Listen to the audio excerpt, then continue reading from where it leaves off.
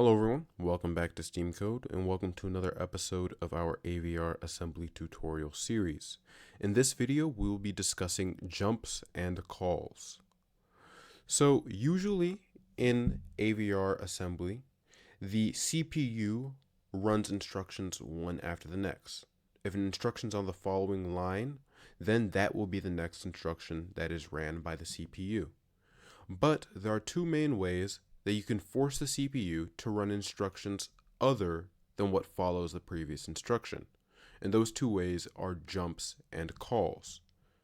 So jumps are mainly used for making loops and conditions, and calls are used for making function calls, like what you'd see in a higher level programming language such as C++ or Python.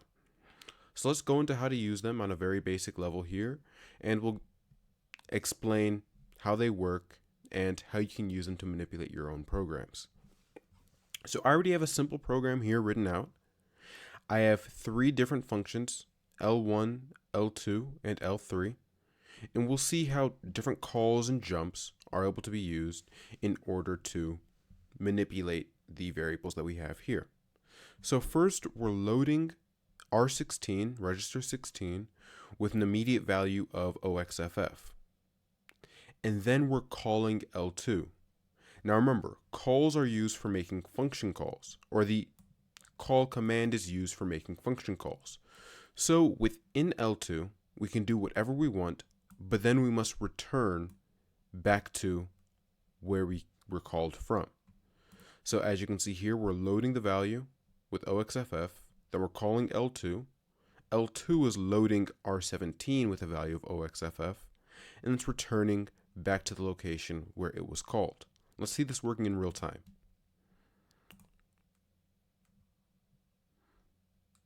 So as you can see, R16 has been loaded. Then let's jump into this call function. Now let's load R17. R17's been loaded, and now let's return. Now we're on our jump L3. So let's discuss jumps. So there are two main types of jumps: unconditional jumps and conditional jumps. An unconditional jump is when the CPU executes the jump regardless of what happens. So this is an example of an unconditional jump. We're not checking any conditions. We're just jumping to L3 regardless of what we wrote previously. But a conditional jump will only jump to the location you specify if something else has already happened. And branch of not equal, BRNE, is an example of a conditional jump. So this BRNE command will check the Z status register, which is the 0 status register, and if the value is not 0, then it will jump to the address that we've specified.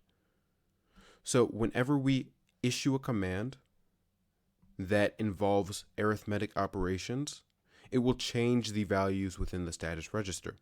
So right here, we're decrementing R17. If R17 does not equal 0, then we'll branch up to L1. So let's see this working in real time. We decrement R17. And then, since R17 is not 0, we branch back up to L1. And then we can continue this process.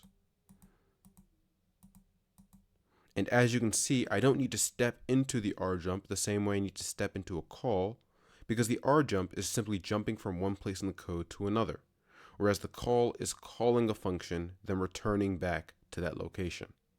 So that's something to remember when you're designing your own program and thinking of what's better to use within your scenario. All right, so this is a very basic overview of jumps and calls.